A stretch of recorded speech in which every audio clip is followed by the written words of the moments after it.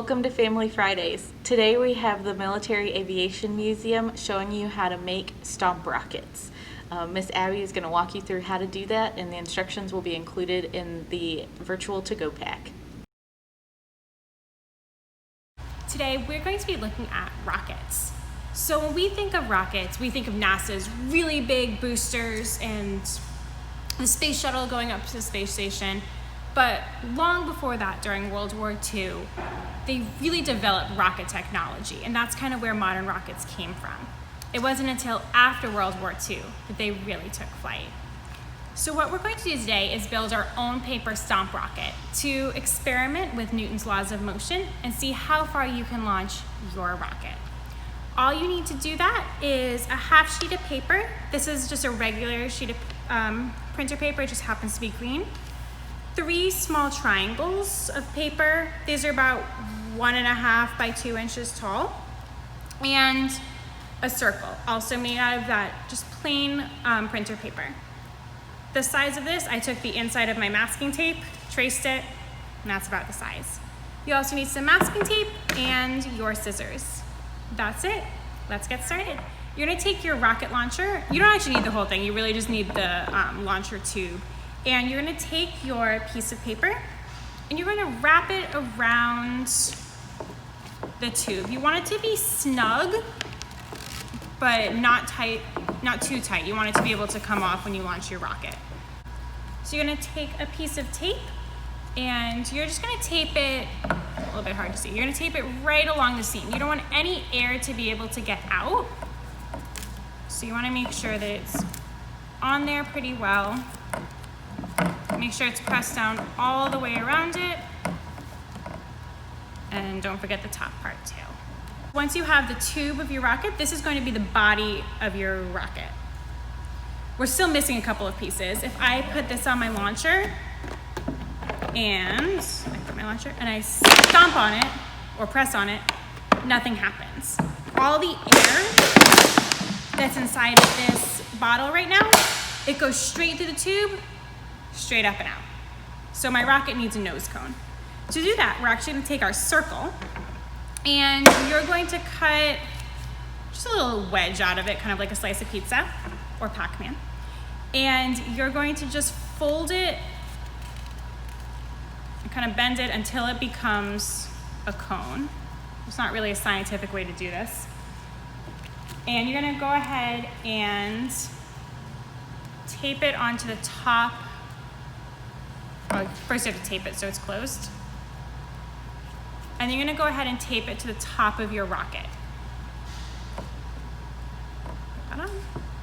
So to tape it on, you wanna go all the way around so there's no air that can escape. It's okay if it's not perfectly straight, but you really wanna make sure it's on there pretty solidly. It doesn't look super pretty, but that's okay. It'll work, I promise. So now my rocket has its body, it has a nose cone, but it's still missing its fins, which give it stability. And that's where your triangles come in. So to attach those, if you just fold over one of the edges, it makes it a little tab.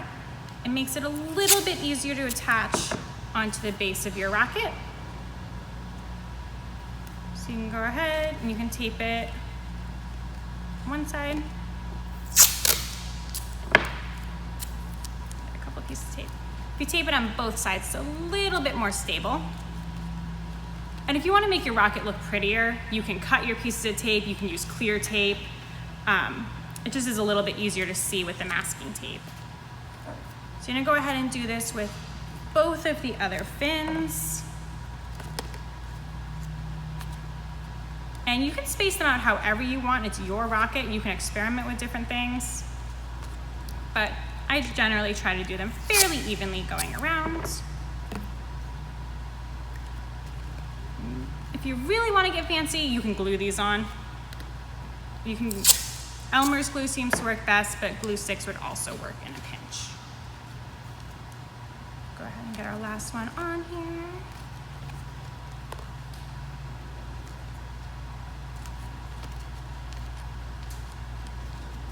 All right. So now we have our rocket. and we're ready to launch. So to launch, all you have to do is put it on your launcher.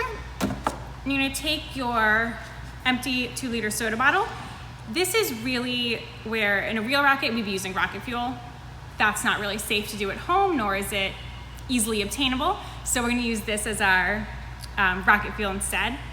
So your bottle, it looks empty, but it's not. It's actually full of air. If you squeeze it, it'll hit your hands, you can feel it. We want to take all the air that's in here and transfer all of that force when we squeeze the bottle or stomp on it so that it goes up to our rocket and takes off. What we're going to be experimenting with isn't magic, it's science. And more specifically, it's Newton's first law of motion. Way back in the 1600s, Isaac Newton realized that all objects kind of follow the same rules. And one of those was that an object in motion is going to stay in motion unless it's acted upon by another force. The reverse is also true. An object at rest or not moving is going to remain at rest unless it's acted upon by a different force. So in this case right here, our rocket isn't going to go anywhere unless we act upon it with another force. It's gonna stay sitting on the rocket launcher. As soon as I attach my bottle, I've now created an opportunity for more force to act upon it. As soon as I stomp on my rocket, it's going to send all of that air up through the tube to the rocket. It's going to hit the top of the cone, and it's going to push my rocket forward, and it's going to fly until gravity pulls it down.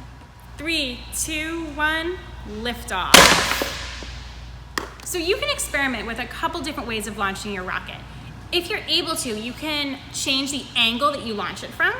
Try it with a bigger water bottle or a bigger soda bottle or a smaller soda bottle, see if that changes it. And you can also modify your rocket design. Maybe it needs a bigger cone or a smaller cone. Try adding a little bit of weight to it. Try to see if you can make your rocket go the furthest. Thanks for joining us, and we'll see you next time.